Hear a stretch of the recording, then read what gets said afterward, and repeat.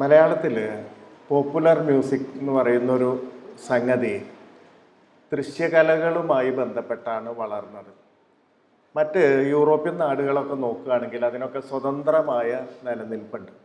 ഇപ്പോൾ ഞങ്ങളുടെയൊക്കെ പഠിക്കുന്ന കാലത്ത് എന്ന് പറഞ്ഞാൽ ഡിഗ്രിക്കൊക്കെ പഠിക്കുന്ന കാലത്ത് ഈ വലിയ പാശ്ചാത്യ ട്രൂപ്പുകളൊക്കെ ഉണ്ട്. അബ്ബ, ബോണിയം എന്നൊക്കെ പറയുന്ന പാട്ടുകളൊക്കെ ഇങ്ങനെ കടൽ കടന്ന് ഞങ്ങളുടെ നാട്ടിൽ എത്തിയിരുന്നു.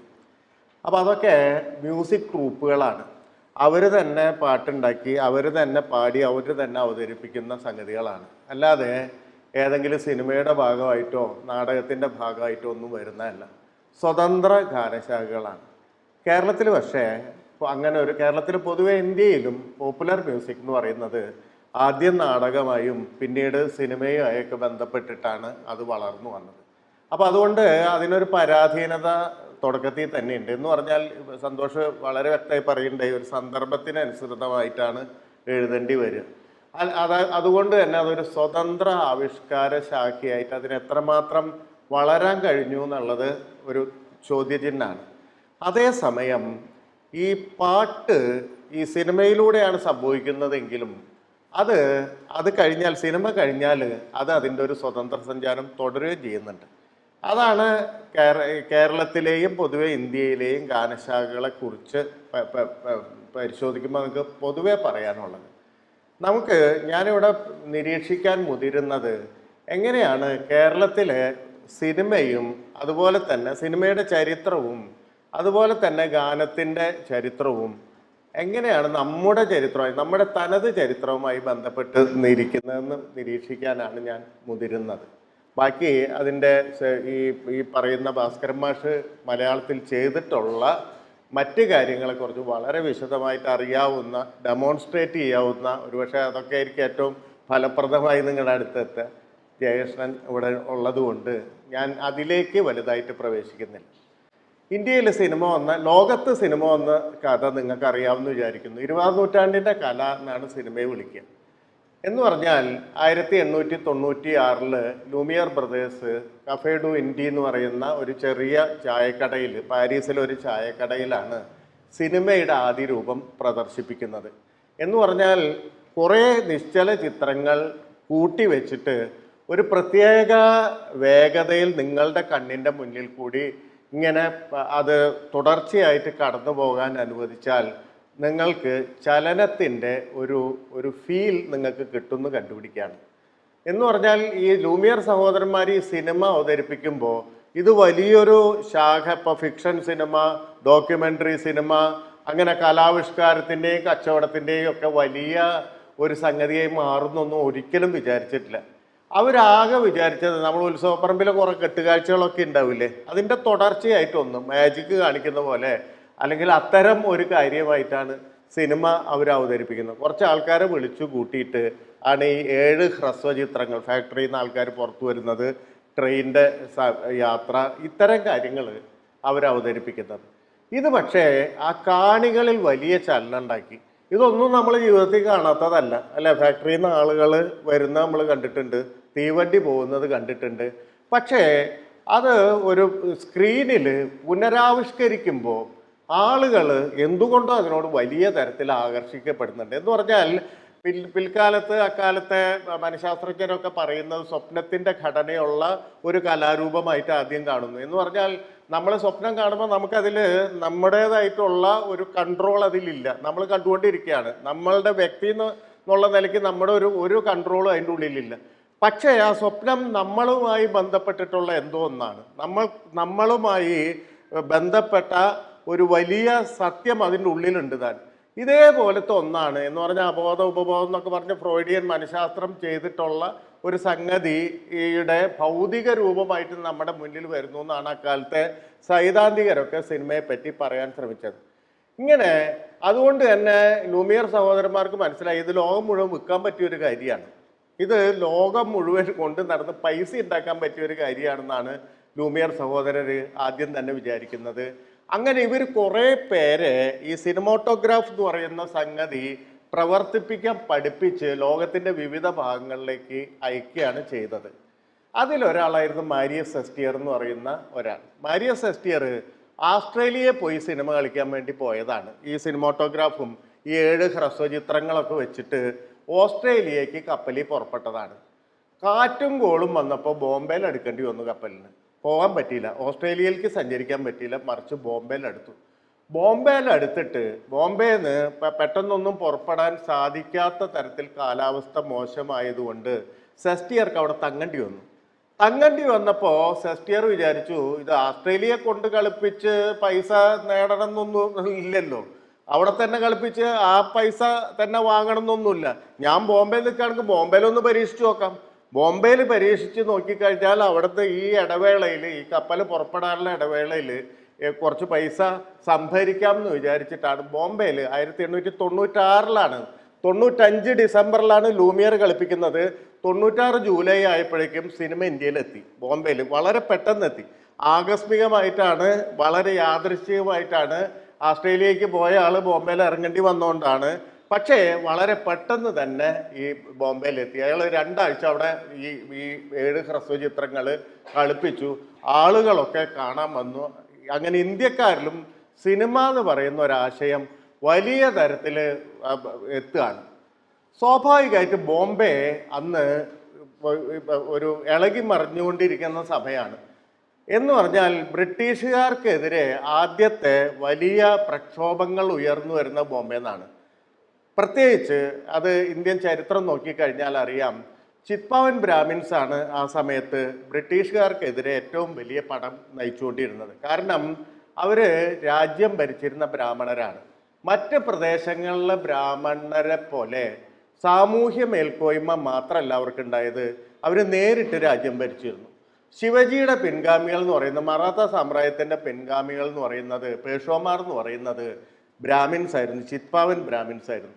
അപ്പോൾ അതുകൊണ്ട് തന്നെ ചിത്പാവൻ ബ്രാഹ്മണർ ഏതാണ്ട് ഒരു നൂറ്റാണ്ടിലധികം രാജ്യം ഭരിച്ചതുകൊണ്ട് ആ വളരെ ചെറിയ ന്യൂനപക്ഷമായിരുന്ന അവർക്ക് വലിയ സാമൂഹ്യ മുന്നേറ്റം ഈ മറാത്ത ചരിത്രം നോക്കിക്കഴിഞ്ഞാൽ നമുക്ക് മനസ്സിലാവും. എന്ന് പറഞ്ഞാൽ ബ്രാഹ്മണരിൽ തന്നെ 5%, 20% മാത്രമുള്ള, എന്ന് പറഞ്ഞാൽ 1/5 മാത്രമുള്ള ചിത്പാവൻ ബ്രാഹ്മിൻസിനാണ് വലിയ സാമൂഹ്യമായ ചലനാത്മകത കിട്ടിയിട്ടുള്ളത്. അതിൻ്റെ പ്രധാനപ്പെട്ട കാര്യം ഇതാണ്, അവരാണ് രാജ്യം ഭരിച്ചിരുന്നത്. ന്യൂനപക്ഷമാണെങ്കിൽ അവരാണ് രാജ്യം ഭരിച്ചിരുന്നത്. ആ സമയത്ത് ആളുകളെ മറാത്ത രാഷ്ട്രീയത്തിലും സംഗീതത്തിലും സാഹിത്യത്തിലും ഒക്കെ മേൽത്തട്ടിൽ നിൽക്കുന്ന മനുഷ്യരെ നോക്കിക്കഴിഞ്ഞാൽ നമുക്കത് മനസ്സിലാവും. ഇപ്പോൾ റാനഡെ, അല്ലെങ്കിൽ ഗണേഷ് അഗാർക്കർ, അല്ലെങ്കിൽ ബാൽ ഗംഗാധർ തിലക്, അല്ലെങ്കിൽ ഗോപാലകൃഷ്ണ ഗോഖലെ, ഇങ്ങനെ ഇവർ മുഴുവൻ ചിത്പാവൻ ബ്രാഹ്മണ കുലത്തിൽ നിന്ന് വരുന്നതാണ്. ആ കുലത്തിൽപ്പെട്ട ഒരാളാണ് ദാദാ സാഹേബ് ഫാൽക്കെ എന്ന് പറയുന്ന ഈ ഇന്ത്യൻ സിനിമയുടെ പിതാവ് എന്ന് പറയുന്ന മനുഷ്യൻ. അപ്പോൾ ഫാൽക്കെ യഥാർത്ഥത്തിൽ ഈ പറയുന്ന തരത്തിൽ ഈ സ്വാതന്ത്ര്യ സമരം, ഈ ചിത്പാവൻസാണ് അവിടെ മറാത്തയിലെ സ്വാതന്ത്ര്യ സമരം പ്രധാനമായിട്ട്, എന്ന് പറഞ്ഞാൽ ബ്രിട്ടീഷുകാർക്കെതിരെയുള്ള സമരം നയിച്ചിരുന്നത്. അതിൻ്റെ കാരണം അവരെ രാഷ്ട്രീയം, ഞാൻ നേരത്തെ പറഞ്ഞ പോലെ അവർ നേരിട്ട് രാജ്യം ഭരിച്ചിരുന്ന ആൾക്കാരാണ്. അവർ 1818 തോൽപ്പിച്ചിട്ടാണ് ബ്രിട്ടീഷുകാർ ബോംബെ പ്രൊവിൻസ് കൈയടക്കുന്നത്. ശനിവാർവാഡ യുദ്ധത്തിൽ ഇവരെ തോൽപ്പിച്ച്, മറാഠകളെ തോൽപ്പിച്ച് ബ്രിട്ടീഷുകാർ ഈ പ്രദേശം കൈയെടുക്കുകയാണ്. അതുകൊണ്ട് ഈ മനുഷ്യർക്ക് തങ്ങളുടെ രാജാധികാരം നഷ്ടപ്പെടുത്തിയ ബ്രിട്ടീഷുകാരോട് അതിലൊരു വിഭാഗത്തിന് എപ്പോഴും കുടിപ്പക നിലനിന്നിരുന്നു, നിരന്തരമായി സംഘർഷത്തിൽ ഏർപ്പെട്ടിരുന്നു. അപ്പോൾ അതിൻ്റെ ഒരു കൾമിനേഷനൊക്കെയാണ് തിലകിൻ്റെ സമയത്ത് സംഭവിക്കുന്നത്. അപ്പം തിലക് നമുക്ക് ഇന്ന് തിരിഞ്ഞു നോക്കുമ്പോൾ ഒരു ജനാധിപത്യ ആധുനിക ഇന്ത്യക്ക് വേണ്ടിയിട്ടൊന്നുമല്ല നിലനിന്നിരുന്നത്. തിലക് ബ്രിട്ടീഷ് വിരുദ്ധരായിരുന്നു. പക്ഷെ തിലകിനെ നയിച്ചിരുന്ന ഏറ്റവും പ്രധാനപ്പെട്ട ഒരു ഇന്ധനം എന്ന് പറയുന്നത് സ്വരാജ്യം നഷ്ടം എന്ന് പറഞ്ഞാൽ ചിത്പാവൻ ഇരുന്ന് ഭരിച്ചിരുന്ന രാജ്യം നഷ്ടപ്പെട്ടപ്പോൾ അത് തിരിച്ചു പിടിക്കുക എന്ന് പറയുന്ന ഒരു ഒരു ഒരു രാജ്യാധികാരത്തിൻ്റെ ഉള്ളിലൊക്കെ പ്രവർത്തിച്ചിരുന്ന ഒരു എലമെൻ്റ് ആയിരുന്നു യഥാർത്ഥത്തിൽ തിലകിൽ ഒരു പ്രധാന പരിധി വരെ ആ സമയത്ത് പ്രവർത്തിച്ചിരുന്നത്. അത് പിന്നീട് വികസിക്കുന്നൊക്കെ ഉണ്ട്, ഞാൻ അതിലേക്കല്ല കടക്കുന്നത്. ഇന്ത്യൻ സിനിമയുടെ രാഷ്ട്രീയമായിട്ടുള്ള ഒരു ആധർമ്മണ്യം പറയാനാണ് ഞാൻ ശ്രമിക്കുന്നത്. അപ്പം അങ്ങനെയാണ് തിലകിൻ്റെ ശിഷ്യനായിരുന്നു ഫാൽക്കെ. തിലകായിരുന്നു ഫാൽക്കെ ഏറ്റവും കൂടുതൽ സ്വാധീനിച്ചിരുന്നത്. അപ്പം തിലകിൻ്റെ ആഹ്വാനം അനുസരിച്ചിട്ട് ഈ ബ്രിട്ടീഷ് വിരുദ്ധത പ്രകടിപ്പിക്കാൻ വേണ്ടി സർക്കാർ ജോലി വലിച്ചെടുത്ത ആളാണ് ഫാൽക്കെ. സർവേ ഡിപ്പാർട്ട്മെൻറ്റിൽ ജോലി ഉണ്ടായിരുന്നു. പക്ഷേ സ്വദേശി മുദ്രാവാക്യം തിലക് ഉയർത്തിയപ്പോൾ അതിനനുസരിച്ച് ബ്രിട്ടീഷ് ജോലി വലിച്ചെറിഞ്ഞിട്ടാണ് ഫാൽക്കെ വരുന്നത്. അതുകൊണ്ട് ഫാൽക്കെക്ക് ഈ സിനിമ വളരെ പെട്ടെന്ന് ഫാൽക്കെയെ വലിയ തരത്തിൽ സ്വാധീനിച്ചു. ആ സ്വാധീനിച്ചതിൻ്റെ പിന്നിലും തിലകിൻ്റെ വലിയ ഒരു ദർശനമുണ്ട്. എന്ന് പറഞ്ഞാൽ തിലകാണ് ആദ്യമായിട്ട് ഇന്ത്യൻ ഒരു ബ്രാഹ്മണ നാടകവേദി എന്ന് പറയുന്ന തരത്തിൽ പുരാണ കഥകൾ മുഴുവൻ തങ്ങളുടെ സ്വാതന്ത്ര്യ സമരത്തിന് അനുകൂലമായ രീതിയിൽ പരിവർത്തിപ്പിക്കുന്ന തരത്തിലൊരു നാടകവേദി ഉണ്ടാക്കിയ തിലകാണ്. ഇപ്പോൾ കീചകവധം എന്ന് പറയുന്ന നാടകം തിലക് കളിക്കുന്നുണ്ട് KP കാതിൽക്കറുടെ.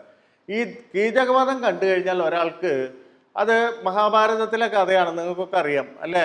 ദ്രൗപദിയെ ഇവർ അജ്ഞാതവാസത്തിലാണ്, ദ്രൗപദിയെ കീചകൻ മോഹിക്കുന്നു, അവിടെ തന്നെ ഭീമനും അർജുനനൊക്കെ പ്രച്ഛന്നവേഷത്തിൽ കഴിയുന്നുണ്ട്. അപ്പോൾ ദ്രൗപദി ഈ കാര്യം ദാസിയായിട്ടാണ് അവിടെ കഴിയുന്നത്, നമുക്ക് എല്ലാവർക്കും അറിയുന്ന കഥയാണ്. ദാസിയായിട്ടാണ് കഴിയുന്നത്. ഈ കാര്യം ഭീമനെ അറിയിക്കുന്നു. ഭീമൻ കീചകനെ വിളിച്ചു വരുത്തിയിട്ട് കൊല്ലുന്നു. ഇതാണ് ആ കഥ. ഇത് അവതരിപ്പിക്കുകയാണ്. ഇത് ഖാദിൽക്കറുടെ നാടകത്തിൽ തിലകിൻ്റെ കാർമ്മികത്വത്തിൽ അവതരിപ്പിക്കുമ്പോൾ കണ്ട ആളുകൾക്ക് തോന്നുക ഈ നാടകം കഥ ഇതൊക്കെ തന്നെയാണ്. പക്ഷെ കണ്ട മനുഷ്യർക്ക് തോന്നും കീചകൻ എന്ന് പറഞ്ഞാൽ കഴ്സൺ പ്രഭുവാണ്, ബംഗാൾ വിഭജിച്ച കഴ്സൺ പ്രഭുവാണ്, ബ്രിട്ടീഷ് പ്രതിനിധിയാണ്. ഭീമൻ എന്ന് പറഞ്ഞാൽ തിലകിൻ്റെ പ്രതിരൂപമാണ്. അല്ലെങ്കിൽ യുധിഷ്ഠിരൻ എന്ന് പറയുന്ന അതോ ഇതോ എന്ന തീരാശങ്കയിൽ കിടക്കുന്ന യുധിഷ്ഠിരൻ എന്ന് പറഞ്ഞാൽ ഈ ഗോഖലെ കോൺഗ്രസ്സിൽ തിലകിൻ്റെ എതിരാളിയായിരുന്ന ഗോഖലെയും കൂട്ടരും മിതവാദികളെ പ്രതിനിധീകരിക്കുന്നതാണ്.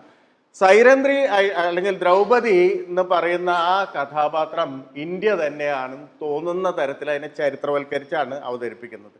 അപ്പം ഇതാണ് ഈ ഫാൽക്കെയെ എളുപ്പത്തിൽ സിനിമയിലേക്ക് നയിക്കുന്നത്.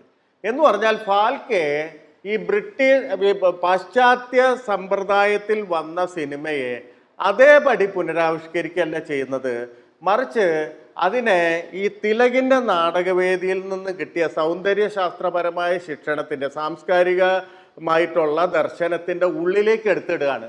അതുകൊണ്ടാണ് 1913 നമ്മുടെ ആദ്യത്തെ സിനിമ ഹരിചന്ദ്രയാവുന്നത്.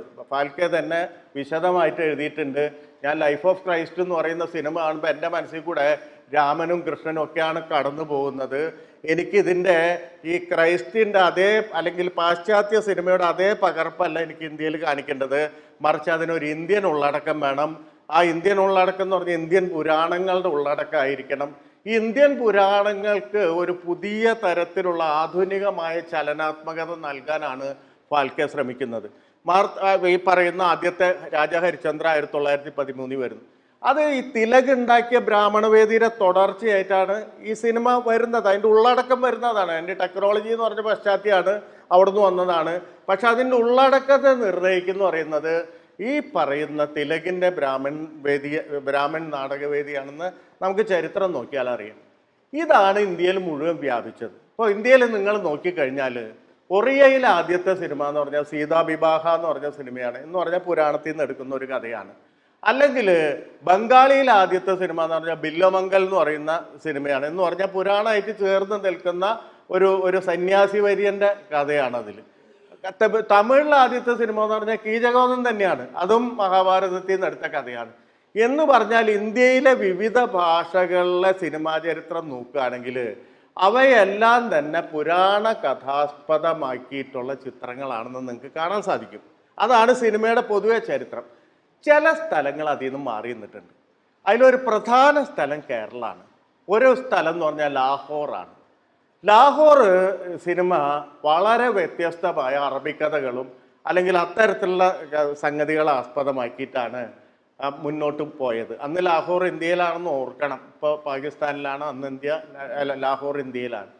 കേരളത്തിൻ്റെ ചരിത്രം എടുത്ത് നോക്കിക്കഴിഞ്ഞാൽ നിങ്ങൾക്കറിയാം, കേരളത്തിലെ ആദ്യത്തെ സിനിമ ഈ കീചകവധോ അല്ലെങ്കിൽ സീതാവിവാഹോ അല്ലെങ്കിൽ രാജാ ഹരിചന്ദ്രയോ ഒന്നുമല്ല, മറിച്ച് വിഗതകുമാരൻ എന്ന് പറയുന്ന JC ഡാനിയലിൻ്റെ സിനിമയാണ് അല്ലേ.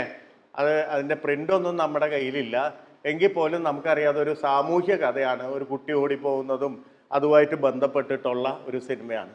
അപ്പോൾ എന്തുകൊണ്ടാണ് ഈ ഇന്ത്യയിൽ എല്ലായിടത്തും ഇങ്ങനെ സംഭവിക്കുമ്പോൾ കേരളം മാറി നിൽക്കുന്നതെന്ന് പറയുന്ന ക്വസ്റ്റ്യൻ പ്രധാനപ്പെട്ട ക്വസ്റ്റ്യനാണ്. എന്ന് പറഞ്ഞാൽ ആ സിനിമാ ചരിത്രത്തിൽ എന്തുകൊണ്ടാണ് കേരളത്തിന് വലിയ തരത്തിലുള്ളൊരു വ്യത്യസ്ത ചരിത്രം ഉണ്ടാവും എന്നുള്ള ചോദ്യം ചോദിച്ചാൽ നമുക്ക് മനസ്സിലാവും.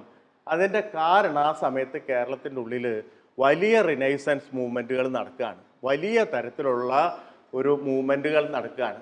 ഈ തിരുവിതാംകൂറിലെ റിനൈസൻസ് മൂവ്മെൻറ്റിൻ്റെ ആദ്യത്തെ ചരിത്രം നോക്കുകയാണെങ്കിൽ അത് ചാന്നാർ സമുദായത്തിൽ നിന്നാണ് ആദ്യം ഉണ്ടാവുന്നത്, അല്ലേ? ഈ മാറുമറക്കൽ സമരമാണ് നമുക്കറിയാവുന്ന ഏറ്റവും പ്രധാനപ്പെട്ട സ്ത്രീകളുടെ മുൻകൈയിൽ നടന്നിട്ടുള്ള മൂവ്മെൻറ്റ്. എന്ന് പറഞ്ഞാൽ കേരളത്തിലെ നവോത്ഥാനം മുഴുവൻ പിന്നോക്ക അല്ലെങ്കിൽ അധസ്ഥിത സമുദായത്തിനുള്ളിൽ നിന്നാണ് വളർന്നതെന്ന് ചരിത്രം പറയുന്നുണ്ട്. അപ്പോൾ ചാന്നാർ സ്ത്രീകളാണ് ആദ്യമായിട്ട് മാറുമറയ്ക്കാനുള്ള സമരം നടത്തുന്നത്. അവിടെ നിന്നാണ് വലിയ പ്രക്ഷോഭങ്ങൾ, പിന്നെ തുടർച്ചയായിട്ട് ഇടവേളകളൊക്കെ ഇട്ട് കൊണ്ട് ഈ പ്രക്ഷോഭം മുന്നോട്ട് പോകുന്നത്, പലതരത്തിലുള്ള ആംഗിളിൽ പോകുന്നത്. അപ്പോൾ ഈ സമുദായത്തിൽ നിന്ന് വരുന്ന ഒരാളാണ് സിനിമ എടുക്കുന്നത്. ജെ സി ഡാനിയൽ എന്ന് പറയുന്നത് ഈ പറയുന്ന നാടാർ സമുദായത്തിൽ നിന്ന് വരുന്ന ഒരാളാണ്. അല്ലാതെ ഇപ്പം ഇന്ത്യൻ ചരിത്രം നോക്കുകയാണെങ്കിൽ ഞാൻ നേരത്തെ പറഞ്ഞ പോലെ ബോംബെയിൽ ചിത്പാവൻ എന്ന് പറഞ്ഞാൽ ഏറ്റവും മുഖ്യ സമുദായത്തിൽ ഒരാളാണ് സിനിമ എടുക്കുന്നത്. അല്ലെങ്കിൽ മറ്റ് സംസ്ഥാനങ്ങളൊക്കെ നോക്കിക്കഴിഞ്ഞാൽ അവിടെയൊക്കെ പാരമ്പര്യമായി മുന്നോട്ട് വന്ന സമുദായത്തിലെ ആളുകളാണ് സിനിമ എടുക്കാൻ വരുന്നത്. പക്ഷെ കേരളത്തിൽ വളരെ മാർജിനലായ കമ്മ്യൂണിറ്റിക്ക് എടുക്കുന്ന ഒരാളാണ് ഈ സിനിമ എന്ന് പറയുന്ന പുതിയ കലയിലേക്ക് ആകർഷ്ടനാവുന്നതും ആദ്യത്തെ സിനിമ സംഭവിപ്പിക്കുന്നതും. അത് ഈ റിനൈസൻസ് മൂവ്മെൻറ്റിൻ്റെ ഒരു എനർജി നിൽക്കുന്നത് കൊണ്ടാണ് അങ്ങനെ സംഭവിക്കുന്നത്. അപ്പോൾ കേരളത്തിൻ്റെ മൊത്തം ചരിത്രത്തിൽ ഈ വ്യത്യാസം കാണാം. ഇപ്പോൾ 1954 നീലക്കുയിൽ വരുന്നു. നീലക്കുയിൽ വരുമ്പോൾ ഇപ്പം പലപ്പോഴും ഈ പ്രമേയത്തിൽ 57 54 പറഞ്ഞത് 1954 നീലക്കുയിൽ വരുന്നു. 54 നീലക്കുയിൽ വരുമ്പോൾ കേരളം ഒന്നായിട്ടില്ല, മൂന്നായിട്ട് കിടക്കുകയാണ്. മാത്രമല്ല നമ്മളിപ്പോൾ ഈ പറയുന്ന കാര്യങ്ങൾ അപഗ്രഥിക്കുമ്പോൾ പലപ്പോഴും ഈ ഇപ്പം പ്രധാനപ്പെട്ട ഒരു ആക്ഷേപമാണ് ഈ മലയാള സിനിമയിലെ ദളിത് പ്രാതിനിധ്യം എന്നൊക്കെ പറയുന്നത്. അല്ലെങ്കിൽ മലയാള സിനിമയിൽ പൊതുവെ നായർ സമുദായത്തിന് മുകളിലുള്ളവരെ കഥയാണ് മലയാള സിനിമ കൈകാര്യം ചെയ്യുന്നതെന്നൊക്കെ വലിയ വിമർശനം ഉണ്ട്. പക്ഷെ നിങ്ങൾ മലയാള സിനിമയുടെ ചരിത്രം നോക്കിക്കഴിഞ്ഞാൽ ഈ മലയാളത്തിലെ പ്രധാനപ്പെട്ട ഒരു നായിക രംഗത്ത് വരുമ്പോൾ ആദ്യത്തെ 3 കഥാപാത്രങ്ങൾ അവർ ദളിത് സ്ത്രീയുടെ വേഷം അഭിനയിച്ചിട്ടാണ് വന്നിട്ടുള്ളത്. ഇന്നത്തെ ഒരു നായികയെ പറ്റി നമുക്ക് പറയാൻ പറ്റില്ലത്. പക്ഷെ മലയാള സിനിമയിൽ വളരെ പ്രധാനപ്പെട്ട നായിക മിസ് കുമാരി രംഗത്ത് വരുന്നത് ആദ്യത്തെ 3 പ്രധാനപ്പെട്ട കഥാപാത്രങ്ങൾ അവരുടെ നായിക കഥാപാത്രങ്ങൾ ദളിത് സ്ത്രീ ആയിട്ടാണ് അഭിനയിക്കുന്നത്. ഒന്ന് ഈ നീലക്കുയിൽ, 2 ഇടങ്ങഴി, അതുപോലെ തന്നെ 2 തൊമ്മൻ്റെ മക്കൾ. ഇതിലൊക്കെ ദളിത് സ്ത്രീയുടെ റോളാണ് അവർ ചെയ്യുന്നത്. അതെങ്ങനെ സാധിച്ചു ഇന്ന് നമുക്ക് ആലോചിക്കാൻ പറ്റില്ല. ഇന്ന് നിങ്ങൾ ഒരു മലയാള സിനിമയിൽ അത്തരം ഒരു നായിക കഥാപാത്രത്തെയോ നായക കഥാപാത്രത്തെയോ നിങ്ങൾക്ക് ചൂണ്ടിക്കാണിക്കാൻ പറ്റില്ല. പക്ഷെ അന്നത് സംഭവിച്ചിട്ടുണ്ട്. എന്തുകൊണ്ട് സംഭവിച്ചു എന്ന് ചോദിച്ചു കഴിഞ്ഞാൽ അത് ഈ പറയുന്ന ആളുകൾ മുഴുവൻ ഇളകി മറിഞ്ഞുകൊണ്ടിരിക്കുകയാണ്. ആളുകൾക്ക് പുതിയ സ്വത്വം വേണം. ഇന്നലെ വരെ ഉണ്ടായിരുന്ന ജാതി സ്വത്വം പോരാ, മതസ്വത്വം പോരാ, അതിനപ്പുറത്തൊരു ആധുനിക സ്വത്വത്തിനായി മനുഷ്യർ കൊതിക്കുമ്പോൾ ആ കൊതിയുടെ ഭാഗമായിട്ടാണ് സിനിമ മലയാളത്തിലേക്ക് വരുന്നത്. രാരിച്ചൻ എന്ന പൗരൻ എന്നാണ് മലയാളത്തിലെ ഒരു കമേഴ്സ്യൽ സിനിമയുടെ പേര്. പൗരൻ എന്ന് പറയുന്ന സങ്കല്പം കൊണ്ടുവരികയാണ്. സിറ്റിസൺ കെയ്ൻ എന്ന് പറയുന്ന അമേരിക്കൻ സിനിമ സ്വാധീനിച്ചിട്ടെന്നൊക്കെ പറയാം. എങ്കിൽ പോലും നിങ്ങൾക്ക് അങ്ങനെ ഒരു പേര് ആ സമയത്ത് പൗരൻ, സിറ്റിസൺ എന്ന് പറയുന്ന ആശയം, അതുവരെ ജാതി സ്വത്വം ഉണ്ടായിരുന്നതിന് പകരം എനിക്ക് ഈ രാജ്യത്തിലെ പൗരനാണ് ഞാൻ എന്ന മട്ടിൽ ടൈറ്റിൽ വരികയാണ് രാരിച്ചൻ എന്ന പൗരൻ. ഇത് അല്ലെങ്കിൽ ഈ പറയുന്ന നീലക്കുയിലിൽ ഇപ്പം ആദ്യമായിട്ട് ഒരു അതിലെ പ്രധാനപ്പെട്ട വില്ലനാരാ? വില്ലൻ മാഷാണ്, അല്ലേ? ഗുരുനാഥനാണ് അതിലെ വില്ലൻ എന്ന് പറഞ്ഞാൽ ആളുകളെ പഠിപ്പിക്കുന്ന ആളെ വില്ലനാക്കുന്നത്. നിങ്ങൾക്ക് ആ സമയത്തെ ഒരു ഇന്ത്യൻ സിനിമയിലും അങ്ങനെ കാണാൻ പറ്റില്ല. മറിച്ച് ഈ മാസ്റ്റർ എന്ന് പറഞ്ഞ ആളുകളെ പ്രബുദ്ധരാക്കുന്ന ആൾക്കാരായിട്ട് ഇങ്ങനെ കൈകാര്യം ചെയ്യുന്ന സമയത്താണ് മലയാളത്തിൽ ഒരു മാഷ വില്ലനാക്കി പകരം പഠിപ്പില്ലാത്ത സ്ത്രീയെ ഒരു വലിയ തരത്തിൽ ഒരു വലിയ സാമൂഹ്യമായ ചോദ്യചിഹ്നമായിട്ട് നിർത്തുന്നത്. ഇതൊക്കെ സാധിക്കുന്നത് ഈ പറയുന്ന തരത്തിൽ വലിയ തരത്തിലുള്ള റിനൈസൻസ് മൂവ്മെൻറ്റ് പുതിയ സ്വത്വത്തിന് വേണ്ടി നയിക്കുമ്പോഴാണ്. ഇവിടെയാണ് പി ഭാസ്കരൻ മാഷെ നമ്മൾ ഹിസ്റ്റോറിക്കലി പ്ലേസ് ചെയ്യേണ്ടത്. ഞാൻ എസ്തെറ്റിക്കലി അല്ല, എസ്തെറ്റിക്കലി ഇവരൊക്കെ പ്ലേസ് ചെയ്തോളും. ഹിസ്റ്റോറിക്കലി ഭാസ്കരൻ മാഷ് ഏറ്റെടുക്കുന്ന ദൗത്യം എന്ന് പറയുന്നത് ഈ പുതിയ സ്വത്വബോധത്തെ അതിനനുസൃതമായിട്ടുള്ള ഒരു ഗാനലോകം സൃഷ്ടിക്കുക എന്നുള്ളതാണ്. കാരണം അന്ന് സിനിമ ഈ സ്വത്വത്തിന് വേണ്ടി നിൽക്കുന്നുണ്ട്, ആളുകൾ ഈ പറയുന്ന പുതിയ സ്വത്വത്തിന് വേണ്ടി നിൽക്കുന്നുണ്ട്. മാറ്റത്തിൻ്റെ ഒരു വലിയ തരത്തിലുള്ള ആഗ്രഹം മനുഷ്യ മനസ്സിലുണ്ട്, സംസ്കാരത്തിൻ്റെ മനസ്സിലുണ്ട്, സമൂഹത്തിൻ്റെ മനസ്സിലുണ്ട്. അതിനനുസരിച്ച് ഒരു പോപ്പുലർ മ്യൂസിക് ഉണ്ടാക്കുക എന്ന് പറയുന്ന വലിയ പണിയാണ് ഭാസ്കരൻ മാഷ് യഥാർത്ഥത്തിൽ ഏറ്റെടുത്തത്. അതുകൊണ്ടാണ് ഭാസ്കരൻ മാഷ്ക്ക് ഈ പറഞ്ഞ പോലെ ഈ നമ്മൾ പറയുന്ന പോലെ ഇപ്പം മാപ്പിളപ്പാട്ട് കൊണ്ടുവരുന്നു, നാടൻ പാട്ട് കൊണ്ടുവരുന്നു, കൊയ്ത്തുപാട്ട് കൊണ്ടുവരുന്നു, പലയിടത്തുനിന്നും കൊണ്ടുവരുന്നു. ഇങ്ങനെ ഇടുമ്പോൾ വലിയ ഒരു സ്വാതന്ത്ര്യത്തിൻ്റെ വിഹാര കേന്ദ്രമായി ഭാസ്കരൻ മാഷ് മാറുന്നുണ്ട്. കവിതയിൽ ഒരിക്കലും അദ്ദേഹത്തിന് സാധിച്ചിട്ടില്ല. അതാണ് നമ്മൾ ശ്രദ്ധിക്കേണ്ടത്. കവിതയിലെ ഭാസ്കരൻ മാഷ് എന്ന് പറഞ്ഞാൽ എപ്പോഴും പിടിച്ചു കെട്ടിയ പോലെ ഇരിക്കുകയാണ്. അത് ഈ പറഞ്ഞ ചങ്ങമ്പുഴയാണ്. ചങ്ങമ്പുഴ അപ്പുറത്തും ഇപ്പുറത്തും വരി വരച്ചിരിക്കുകയാണ്. അങ്ങോട്ടും ഇങ്ങോട്ടും നീങ്ങാൻ പറ്റാത്ത വിധത്തിൽ ഈ പൊതുവേ അന്നത്തെ വിപ്ലവ കവിത്രയം എന്ന് പറയുന്ന ആളുകളെ മുഴുവൻ നിയന്ത്രിച്ചിരുന്ന ഒരു ബോധം എന്ന് പറഞ്ഞാൽ കാൽപ്പനികത വിട്ടു പോകാൻ പറ്റില്ല. അപ്പോൾ നമുക്ക് അതേ സമയത്ത് ലോകത്തുണ്ടാക്കിയ മറ്റ് കവിതകളൊക്കെ, അപ്പോൾ മൈക്കോസ്കിയുടെ ലെനിൻ എന്ന് പറയുന്ന കാവ്യമുണ്ട്. ഏതാണ്ട് ഈ ഭാസ്കരൻ മാഷൊക്കെ വയലാർ ഗർജിക്കുന്നു ഒക്കെ പോലെ എഴുതുന്ന പോലത്തെ അവിടെ ഉണ്ടായ സംഭവത്തെ പറ്റിയുള്ള കാവ്യമാണ്. അപ്പോൾ അവർ ലെനിൻ എഴുതുമ്പോൾ മൈക്കോസ്കിക്ക് പുതിയൊരു ലാംഗ്വേജ് ഉണ്ടാക്കേണ്ടി വന്നു, പുതിയൊരു ഋതം ഉണ്ടാക്കേണ്ടി വന്നു, പുതിയൊരു ഈസ്തറ്റിക് സൃഷ്ടിക്കേണ്ടി വന്നു. അപ്പോൾ ലോകത്തെല്ലായിടത്തും അത്തരം മാറ്റം വരുമ്പോൾ ഒരു പുത്തനായിട്ടുള്ള ആകമാനം പുത്തനായിട്ടുള്ള ഒരു പുതിയ സാംസ്കാരിക ദർശനവും സൗന്ദര്യ ദർശനവും ഉണ്ടാവുന്നുണ്ട് ഇത്രയും വലിയ മാറ്റങ്ങൾ വരുമ്പോൾ. പക്ഷെ ഇവിടെ സംഭവിച്ച കവിതയിൽ ആ സമയത്ത് ഈ കാൽപ്പനികതയുടെ ആ അതിര് വിട്ട് പറക്കാൻ ആ കവിതയ്ക്ക് കഴിഞ്ഞിട്ടില്ല. അത് തെറ്റോ ശരിയോ എന്നുള്ളതല്ല, മറിച്ച് അതായിരുന്നു അതിൻ്റെ പരിമിതി. ഈ മാറ്റം എന്ന് പറയുന്ന ആശയത്തെ അതിൻ്റെ ഉള്ളിൽ നിന്ന് ഈ പഴയ ഈ മൂശയിൽ കിടന്നിട്ട് ചിറകടിക്കുകയാണ്, അതിന് പുറത്തു പോകാൻ പറ്റില്ല. പക്ഷെ സിനിമയിൽ വരുമ്പോൾ ഭാസ്കരൻ മാഷ്ക്ക് വലിയ ഫ്രീഡാണ്. എന്തും ചെയ്യാം. എന്തും ചെയ്യാമെന്ന് പറഞ്ഞാൽ നിങ്ങൾക്ക് ഒരു തരത്തിലും അതിർത്തി വരയ്ക്കേണ്ടതില്ല. അവിടേക്ക് ഒപ്പം ഈ എല്ലാവരും ചൊല്ലണമെന്ന് പറയുന്ന നീലക്കുയിലെ ഏറ്റവും പ്രധാനപ്പെട്ട പാട്ട് നിങ്ങൾ ആലോചിച്ച് നോക്കുക. അന്ന് 54 ഒരു പക്ഷേ ഒരു സ്ത്രീ തന്നെ ഈ സി കേശവൻ്റെ ആത്മകഥയിൽ ബ്ലൗസ് ഇട്ട് തുടങ്ങുന്ന കാലം പറയുന്നുണ്ട്. അത് 20th സെഞ്ച്വറിയുടെ തുടക്കത്തിലാണ്. 20ാം നൂറ്റാണ്ടിൽ ഈ ബ്ലൗസ് ഇട്ട് തുടങ്ങുന്ന കാലത്താണ് ആശാൻ ലീലയെ സൃഷ്ടിച്ചതെന്ന് പറയും. എന്ന് പറഞ്ഞാൽ പുറത്തെ സ്ത്രീ ബ്ലൗസ് ഇടാനുള്ള അവകാശം നേടുന്നുള്ളൂ. ആ സമയത്ത് ആശാൻ തൻ്റെ കവിതയിൽ ഭർത്താവ് മരിച്ചിട്ട് കാമുകനെ തേടിപ്പോകുന്ന ഒരു സ്ത്രീയെ സൃഷ്ടിക്കുകയാണ്. എന്ന് പറഞ്ഞാൽ പുറം ലോകവും ഉള്ളിലെ ലോകവും തമ്മിൽ വലിയ വ്യത്യാസമുണ്ട്. അപ്പം വരാനിരിക്കുന്ന കാലത്തെ വളരെ നേരത്തെ എഴുതി വയ്ക്കുക എന്ന് പറയുന്നതാണ് ഒരു മാറ്റത്തിൻ്റെ സമയത്ത് സംഭവിക്കുന്ന ഏറ്റവും പ്രധാനപ്പെട്ട കാര്യം. ദളിത് സ്ത്രീ വായി തുറന്നിട്ടില്ല, മിണ്ടി തുടങ്ങിയിട്ടില്ല.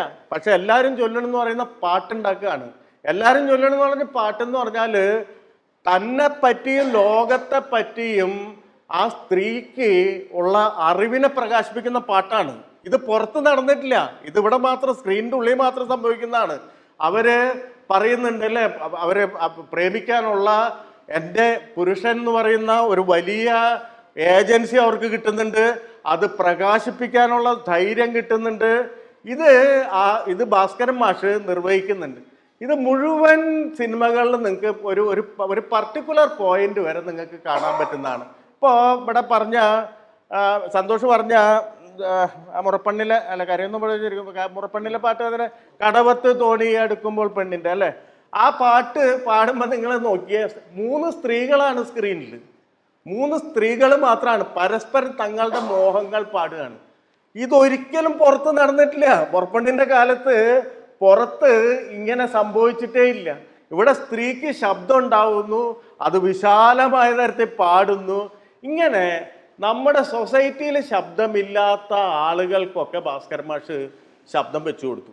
അത് വളരെ പ്രധാനപ്പെട്ട കാര്യമായിട്ട് മനസ്സിലാക്കണം. എന്ന് പറഞ്ഞാൽ നമ്മുടെ ഈ പോപ്പുലർ ആയിട്ടുള്ള ഗാനശാഖയും ഈവൻ സിനിമയും ഒരു ഘട്ടം വരെ വളരുന്നത് വലിയ തരത്തിൽ ഈ പറയുന്ന പുതിയ സാഹചര്യത്തിൽ നിന്നാണ്, ആധുനിക സാഹചര്യത്തിൽ നിന്നാണ്. നിങ്ങൾക്ക് ആദ്യത്തെ കുറേ സിനിമകൾ എടുത്തു കഴിഞ്ഞാൽ ആകെ ഒരേ ഒരു പുണ്യപുരാണ ചിത്രേ കേരളത്തിൽ കാണാൻ പറ്റുള്ളൂ. അത് ഭക്തപ്രഹ്ലാദ എന്ന് പറയുന്ന സിനിമയാണ്. 5ാമത്തെ ചിത്രം എന്ന് പറയാം നമ്മൾ ചരിത്രം നോക്കുമ്പോൾ. 37 ഇറങ്ങിയതാണ് ഭക്തപ്രഹ്ലാദ. പക്ഷേ അതിൻ്റെ നിർമ്മാണ ചരിത്രം നോക്കിയാൽ മനസ്സിലാവും, അത് തിരുവിതാംകൂർ രാജകൊട്ടാരം നിർമ്മിച്ചതാണ്, അല്ലാതെ ഒരു സിനിമ ഇൻഡസ്ട്രി ഉണ്ടാക്കിയതല്ല. തിരുവിതാംകൂർ രാജകൊട്ടാരം ബിനാമി പേരിലെടുത്ത ചിത്രമാണ് ഭക്തപ്രഹ്ലാദ. കെ സുബ്രഹ്മണ്യം എന്ന് പറയുന്ന, നമ്മുടെ സുബ്രഹ്മണ്യമല്ല, കെ സുബ്രഹ്മണ്യം എന്ന് പറയുന്ന ആളെ കൊണ്ട് എടുപ്പിച്ച ചിത്രമാണ്. സർ CP-യുടെ മുൻകൈയിൽ വന്നിട്ടുള്ള ചിത്രമാണ്. കൊട്ടാരത്തിലെ പ്രധാനപ്പെട്ട ഗുരുഗോപിനാഥാണ് അതിൽ അഭിനയിച്ചിട്ടുള്ളത്. അങ്ങനെ ഈ ചേലങ്ങാട്ട് ഗോപാലകൃഷ്ണനെ പോലെയും സാജു ചേലങ്ങാടിനെ പോലെയുള്ള ആളുകൾ പറയുന്നത് ഇതിൻ്റെ ഫിനാൻസ് വരെ കൊട്ടാരമാണ് നിർവഹിച്ചതെന്നാണ്. എങ്കിൽ എന്തുകൊണ്ട് ഭക്തപ്രഹ്ലാദ എന്ന് പറയുന്ന ചോദ്യം വരും. ഇതല്ലാതെ ഒരൊറ്റ ചിത്രം നിങ്ങൾക്ക് കാണാൻ പറ്റില്ല. വളരെ വർഷങ്ങൾക്ക് ശേഷമാണ് ഹരിചന്ദ്ര എന്ന് പറയുന്ന പടം കേരളത്തിൽ വരുന്നത്. അല്ലാതെ കേരളത്തിൻ്റെ സിനിമാ ചരിത്രത്തിൽ മറ്റ് ഇന്ത്യ ചരിത്രത്തിൽ നിന്ന് വിഭിന്നമായി കുറേ കാലത്തേക്ക് ഈ ഒരൊറ്റ സിനിമയെ വന്നിട്ടുള്ളൂ. അതും ഈ ക്ഷേത്രപ്രവേശനത്തിന് ശേഷം ഈ പുതിയ ഈ ഹിന്ദു ഫോൾഡിൻ്റെ ഉള്ളിലേക്ക് വരുന്ന ആൾക്കാർ എന്ത് ചെയ്യണം എന്ന് പറയുന്നത് വലിയ പ്രധാനപ്പെട്ട ക്വസ്റ്റ്യനെ അഡ്രസ്സ് ചെയ്യുന്നതിൻ്റെ പാർട്ട് കൂടിയായിട്ടാണ് അത് വരുന്നതെന്ന് നമ്മൾ മനസ്സിലാക്കണം. അപ്പോൾ ഈ പറയുന്ന വലിയൊരു ചരിത്രത്തിൻ്റെ ഉള്ളിൽ ഈ ആധുനികമായ നവോത്ഥാനാനന്തരമായിട്ടുള്ള ഒരു ലോകവീക്ഷണത്തിന് പോപ്പുലർ മ്യൂസിക്കിൽ അതിനെഴുതുകയാണ് ഭാസ്കരൻ മാഷ് ചെയ്തതെന്ന് പറയാം. അതിൻ്റെ വളർച്ചയും ഭാസ്കരൻ മാഷിൽ കൂടെയാണ് നടക്കുന്നത്. ഞാൻ 2 മിനിറ്റ് കൊണ്ട്, 1 മണിക്കൂറൊക്കെ പറയേണ്ട സംഗതിയാണ്, ഞാൻ 2 മിനിറ്റ് കൊണ്ട് അവസാനിപ്പിക്കാം. അതെങ്ങനെ ചെയ്തു എന്ന് വെച്ച് കഴിഞ്ഞാൽ, ഇവിടെ വിവിധ ഗാനശാഖകളായിട്ട് ബന്ധപ്പെട്ടിട്ട് വലിയ തരത്തിൽ വലിയ മുന്നേറ്റം അതിന് കൊടുക്കുന്നുണ്ട്. ഇപ്പം രവീന്ദ്ര സംഗീതം എന്ന് പറയുന്ന ബംഗാളിലെ വലിയ തരത്തിൽ, അതും ഈ പറഞ്ഞ ആധുനികതയായിട്ട് ബന്ധപ്പെട്ടാണ്, ടാഗോർ നിർമ്മിച്ച ഒരു സാംസ്കാരിക നിർമ്മിതിയായിട്ട് കേരളത്തിൻ്റെ വലിയൊരു കണക്ഷൻ ഉണ്ടാവുന്നത് ഭാസ്കരൻ മാഷിലാണ്. ഈ ഉദ്യാനപാലകൻ എന്ന് പറയുന്ന സങ്കല്പം ഭാസ്കരൻ മാഷ്ട കവിതയിൽ, പാട്ടുകളിൽ നിരവധിയുണ്ട്. തളിരിട്ടകിനൊക്കെ അങ്ങനെ അത്തരം താമരക്കുമ്പളല്ലോ മമ ഹൃദയം എന്നൊക്കെ പറയുന്ന പാട്ടിൽ ഈ ഉദ്യാനപാലകനായിട്ട് ദൈവത്തെ സങ്കല്പിക്കുന്ന ഒരു പൂന്തോട്ടക്കാവൽക്കാരനായിട്ട് ദൈവത്തെ കൊണ്ടുവരുന്ന ഒരു സങ്കല്പമുണ്ട്. ഇത് യഥാർത്ഥത്തിൽ ടാഗോർ സങ്കല്പമാണ്. ഗീതാഞ്ജലിയൊക്കെ കൊണ്ടുവന്നിട്ടുള്ള, ഗീതാഞ്ജലിയും അതുപോലത്തെ കവിതകളും കൊണ്ടുവന്നിട്ടുള്ള 101 കിരണങ്ങളൊക്കെ വായിക്കുകയാണെങ്കിൽ അതിനുള്ളിൽ ഒരുപാട് അത്തരം സങ്കല്പത്തെ ടാഗോർ കൊണ്ടുവന്നതായിട്ട് കാണാൻ പറ്റും. അപ്പോൾ അത് വളരെ കൃത്യമായിട്ട് എടുത്തു വയ്ക്കുന്നുണ്ട്. ഭാസ്കരൻ മാഷ് ഒരുപാട് കൃതികളുണ്ട്. അല്ല, ഞാൻ പാടാൻ ഓർത്തൊരു മധുരിത ഗാനം പാടിയതില്ലല്ലോ എന്ന് പറയുന്ന പാട്ടുണ്ട്. ഉള്ളിലെ വീണ ഒരുക്കി മുറുക്കി കാലം പോയൽ. ഇതും ശരിക്കും പറഞ്ഞാൽ ഗീതാഞ്ജലി എന്ന് കൊണ്ടുവയ്ക്കുന്ന ഒരു സംഗതിയാണ്. ഗീതാഞ്ജലി എന്ന് പറയുന്ന അതിൻ്റെ ഉള്ളിലെ ഈ ടാഗോർ സാഹിത്യം അതങ്ങനെ തന്നെ അതിൻ്റെ ആത്മാവ് കൊണ്ടുവയ്ക്കുന്നുണ്ട്.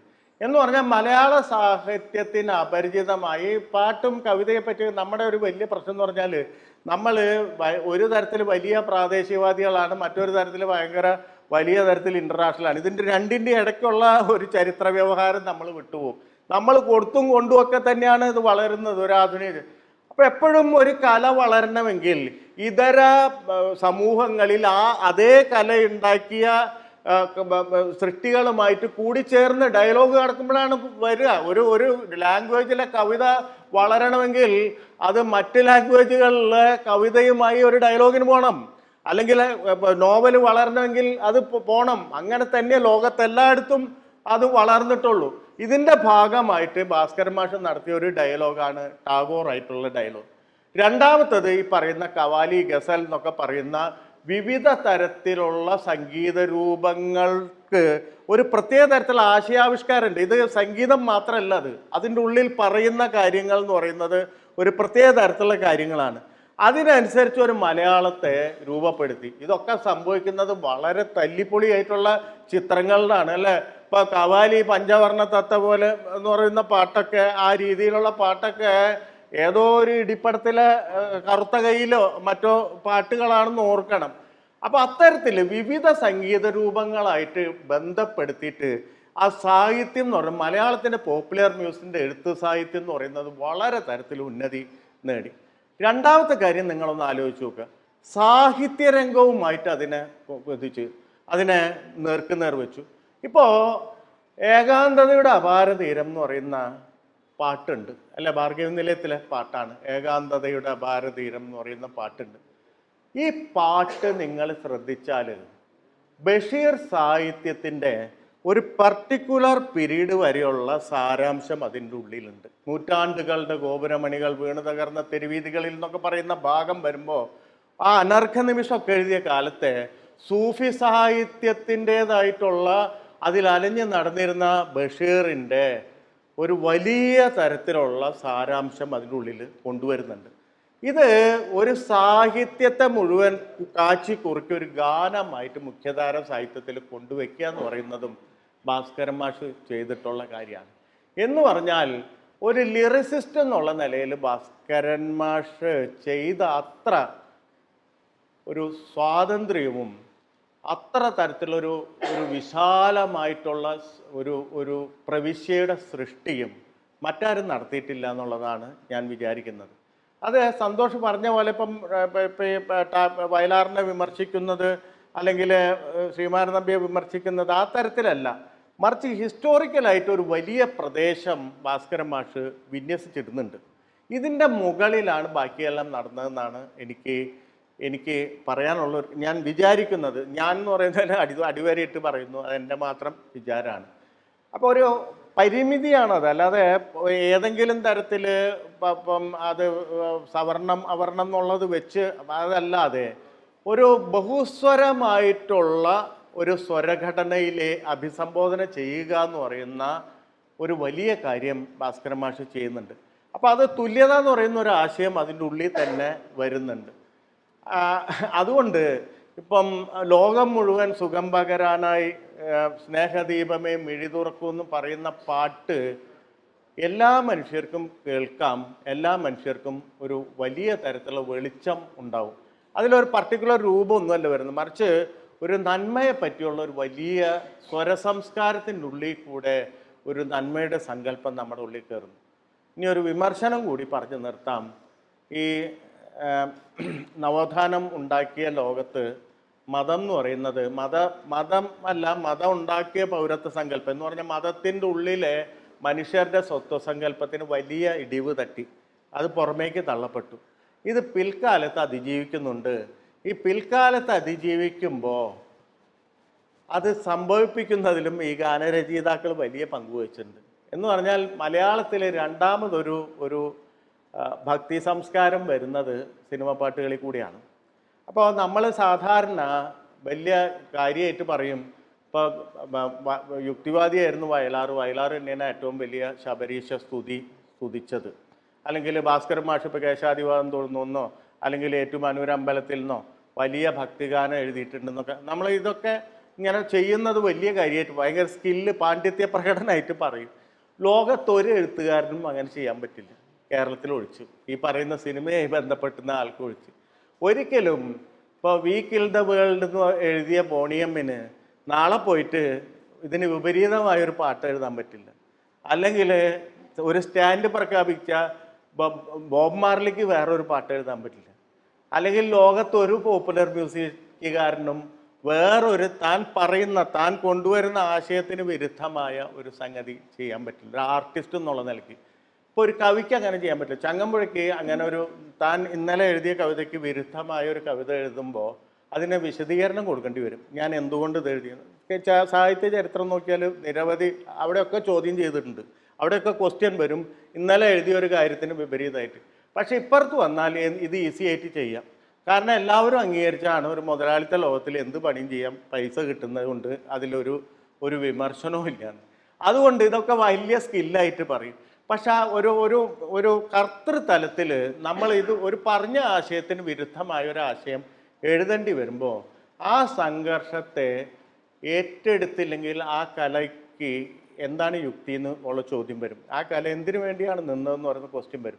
അതുകൊണ്ട് ലോകത്ത് ഒരിടത്തും ഒരു പെർഫോമൻസ് ആർട്ടിസ്റ്റ് അങ്ങനെ ചെയ്തിട്ടില്ല. പക്ഷെ കേരളത്തിൽ, ഇന്ത്യയിലും അത് സംഭവിച്ചിട്ടുണ്ട്. ആ ചോദ്യം ഇട്ടുകൊണ്ട് അവസാനിപ്പിക്കുന്നു. നന്ദി.